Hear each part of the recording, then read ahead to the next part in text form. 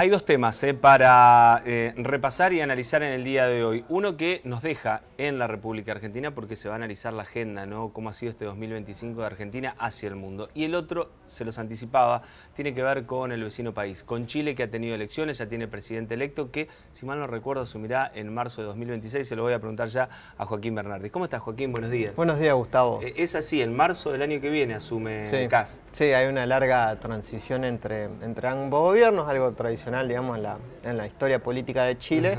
Así que sí, en marzo del año que viene, José Antonio Kast, ¿no? La tercera es la vencida, tercera elección presidencial que se presentó. Y bueno, en este caso obtuvo la victoria en el 2022, que fueron las últimas, 2021, que fueron las últimas elecciones. Se presentó, pero bueno, terminó en segundo lugar, situación similar.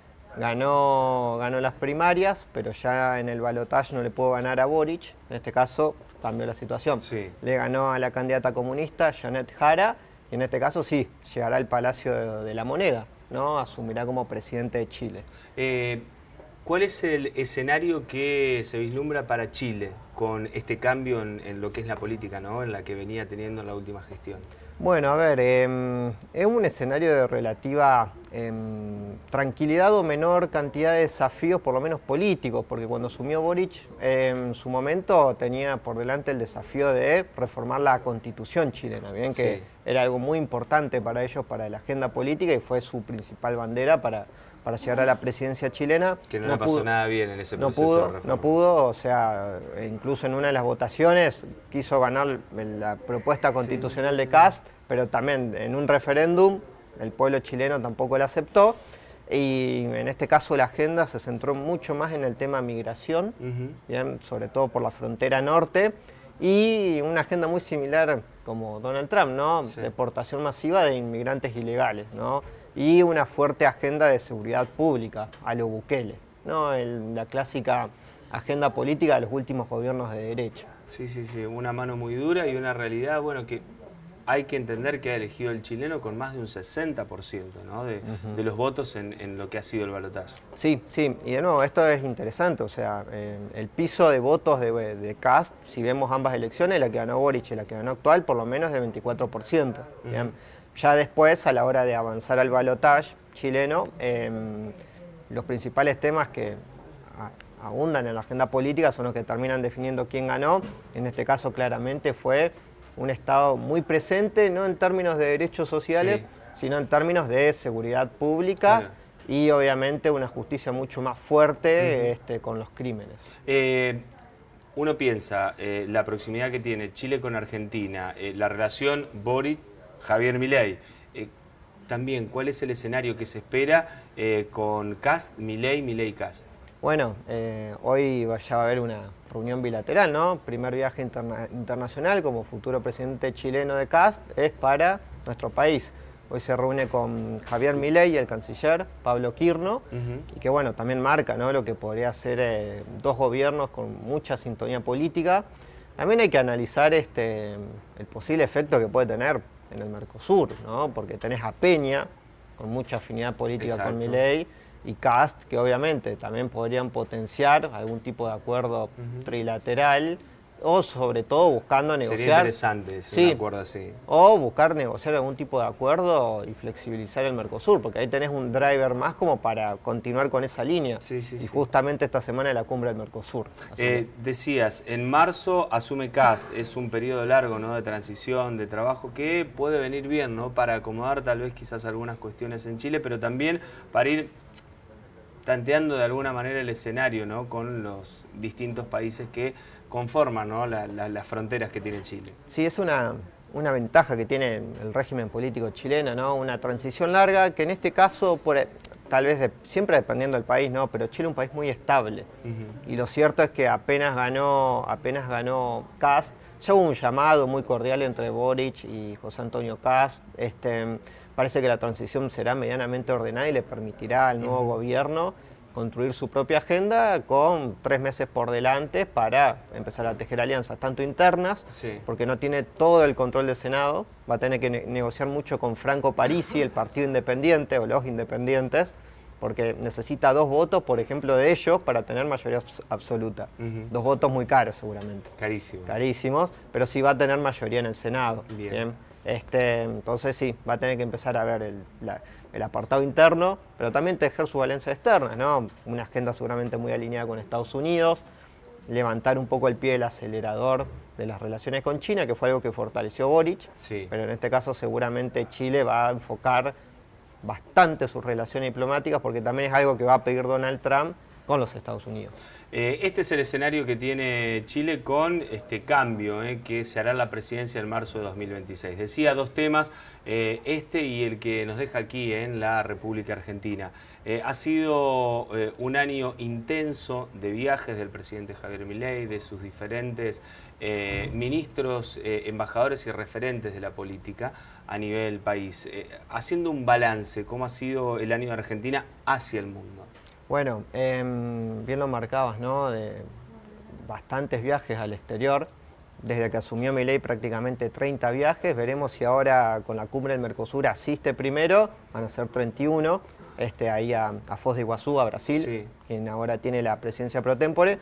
Pero un año marcado por un hecho, un quiebre sistémico que es la llegada de Donald Trump. Sí. Que en la mayoría de los viajes hay un alto porcentaje de viajes a Estados Unidos. Sí, de 30 prácticamente 14 fueron a los Estados Unidos. Y lo cierto es que con año electoral hubo un pequeño impasse entre junio y septiembre, donde ya en septiembre empezó el tema financiero interno en la Argentina, las elecciones PASO y las generales, y bueno, toda la agenda del famoso swap, las visitas a Donald Trump, Scott Bessent, el secretario del Tesoro.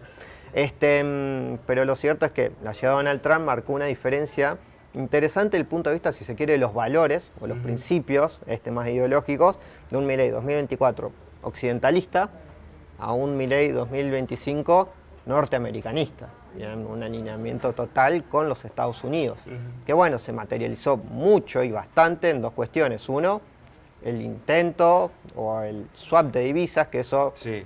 Bastantes cláusulas, bastantes cláusulas que todavía no se conocen, son secretas.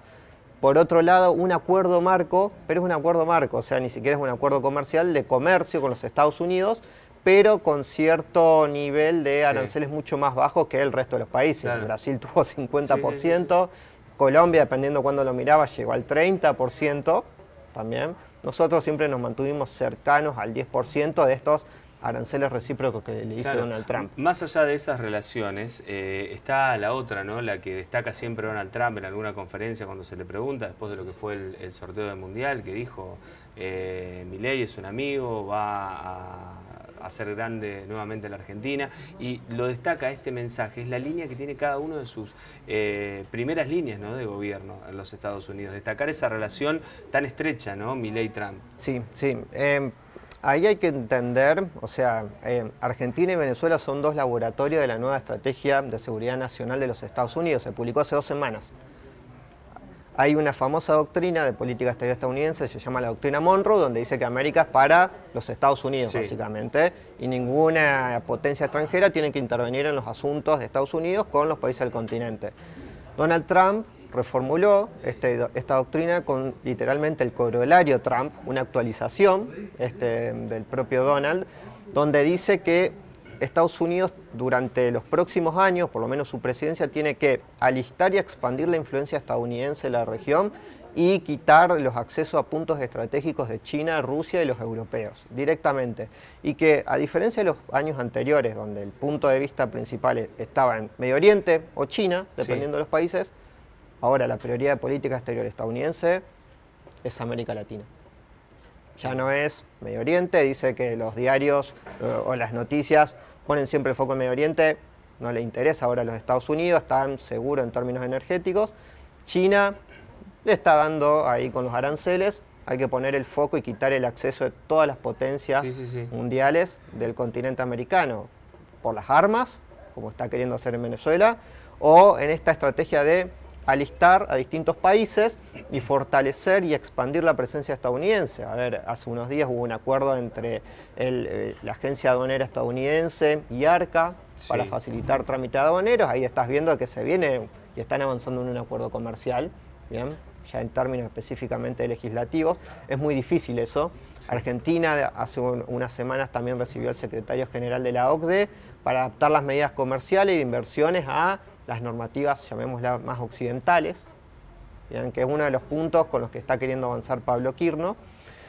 Y esto te marca, ¿no?, de que Argentina se está alineando, si se quiere, a través de las zanahorias y no a través del garrote, como decía la doctrina Monroe de principio del siglo XX, a lo que es esta visión de los Estados Unidos, ¿no? Esta visión de Donald Trump. Ha sido un año, si lo resumimos, altamente positivo o ahí para Argentina en lo que es su agenda internacional. Bueno, en términos comerciales, medianamente positivo porque se continúa con el superávit comercial, incluso, a ver, por lo menos desde una comparación interanual de entre enero y octubre del año 2024-2025, marca que hubo un crecimiento interanual de las exportaciones más o menos del 8%, un crecimiento de las importaciones del 26%, pero eso muy marcado, sobre todo, que es el tapado en general de la agenda. No se lo menciona mucho, pero está presente y está creciendo su influencia, que es en el comercio bilateral China, sobre todo con los bienes de consumo, con todos los envíos courier. Bien, ahí se nota bastante. En ese sentido, que marca, si se quiere, un punto de vista muy discursivo político enfocado en los Estados Unidos, pero no se limita demasiado el comercio a China. Bien, hace poco también nuestro gobernador estuvo en el sur por un envío de COFCO, una de las principales empresas chinas del Gran Rosario. Se marca, ¿no?, de que no se limita a los chinos, pero se quiere fortalecer la presencia de los Estados Unidos. Bien. Eso es el punto principal, lo negativo desde el punto de vista financiero. Bien. Que incluso a los Estados Unidos le cuesta muchísimo ayudarnos, incluso al JP Morgan, cuando muchos ministros actuales son ex JP Morgan, y JP Morgan tampoco confía demasiado todavía en el futuro financiero argentino, la capacidad de pago. Veremos cómo viene la agenda, ¿no?, internacional para el próximo año, teniendo en cuenta los últimos 2 años de gestión de Javier Milei. Sí, el gran desafío será el final.